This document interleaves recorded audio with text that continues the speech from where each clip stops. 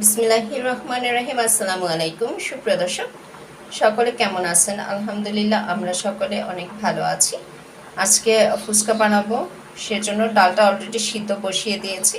ডালটা অনেকটাই সিদ্ধ হয়ে গিয়েছে, তাই আমি আলুগুলো এরকম ছোট ছোট করে কেটে, স্কোয়ার সাইজ করে কেটে ভালো করে ধুয়ে নিয়েছি। এখন ডালের সাথে একসাথে সিদ্ধ করে নিচ্ছি। অন্যান্য উপকরণগুলো এখন আস্তে আস্তে তৈরি করে ফেলবো।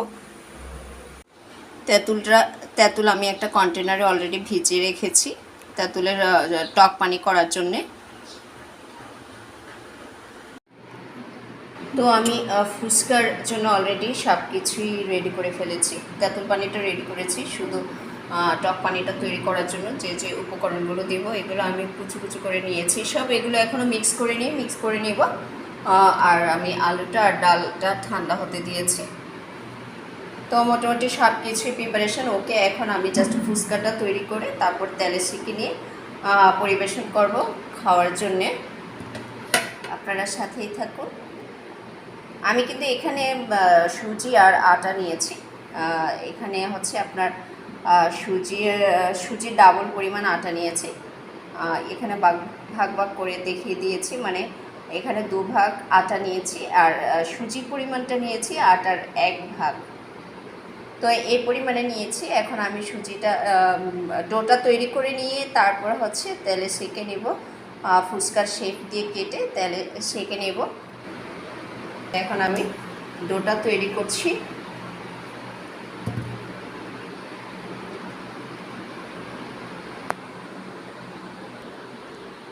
এদিকে আমার মেয়ে কিন্তু অধীর আগ্রহে বসে আছে চেয়ারের মধ্যে ফুচকা খাওয়ার জন্যে।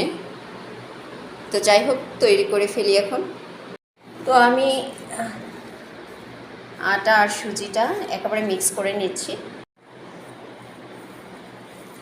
আটা আর সুজিটা ভালো করে মিক্স করে নিলাম। আমি অল্প অল্প নর্মাল পানি দিয়ে ডোটা তৈরি করে নিচ্ছি।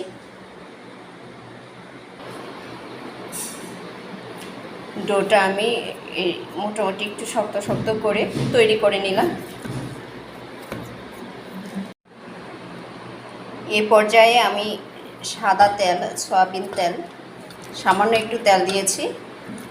বেলতে সুবিধা হবে এজন্যে একেবারে সামান্য। তেলটা দেওয়ার পর ডোটা আমি 10 মিনিটের মতো ভালো করে মাখিয়ে নেব।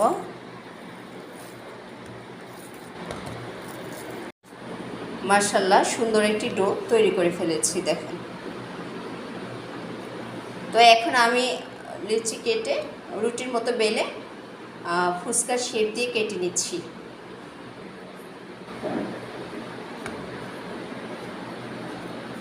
এখন আমি প্রত্যেকটা ডোকে রুটির মতো বেলে নিচ্ছি।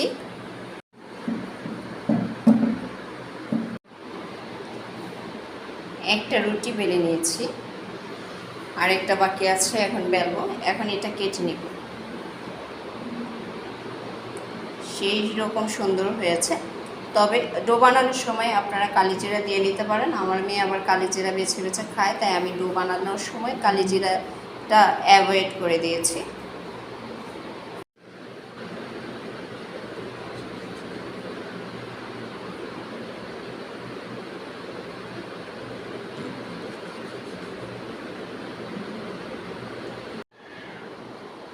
পুরোটা কেটে নিয়েছি, এখন তুলছি এগুলো।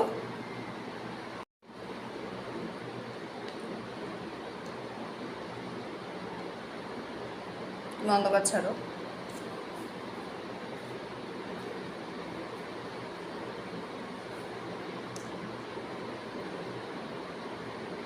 খুব সুন্দর ফুচকা তৈরি হয়ে গেল। এখন তেলে সেঁকে নেব। এটুকু দিয়ে আরেকটা ডো বানিয়ে আমি এটুকু দিয়ে তৈরি করে নিব।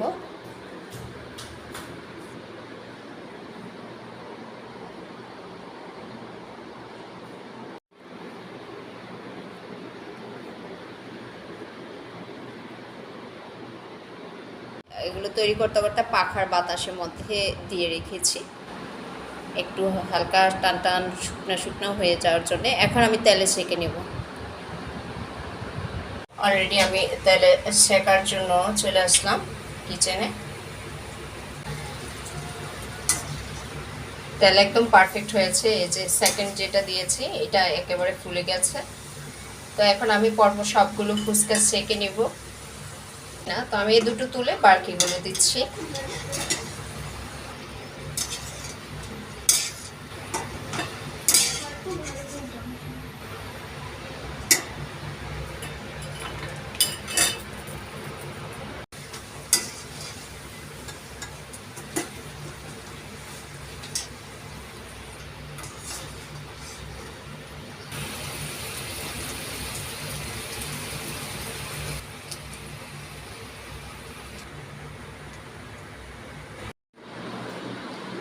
আলহামদুলিল্লাহ, ফুচকাটা আমি অলরেডি তেলে সেঁকে নিয়েছি। এখন সব পরিবেশনের পালা। আমি পুরোপুরি পরিবেশন করে আপনাদেরকে ভিডিওতে দেখাচ্ছি, সাথেই থাকুন। তো হয়ে গেল আজকের ফুচকা। এখন বাচ্চারা খাবে, আমিও খাবো। টক পানিটা অলরেডি তৈরি করে ফেলেছি আর ফুচকাগুলো পরিবেশন করে দিয়েছি। যার যার যতটুকু লাগে এখন খেয়ে নেবে। তো আমরা এখন খাবো। আমার ভিডিও যেখান থেকে দেখে থাকেন দেশ এবং দেশের বাইরে থেকে অবশ্যই লাইক কমেন্ট শেয়ার করে দিবেন। যারা ইউটিউব চ্যানেল থেকে দেখে থাকেন তারা অবশ্যই কাইন্ডলি একটি করে সাবস্ক্রাইব করে দিয়ে পাশে থাকা বেল আইকনটি ক্লিক করে দিবেন। আর হচ্ছে যারা ফেসবুক থেকে দেখে থাকেন কাইন্ডলি ফলো দিয়ে দিবেন।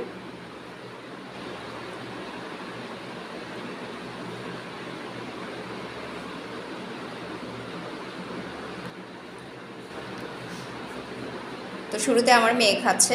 টক পানি দিয়ে নাও। দাদা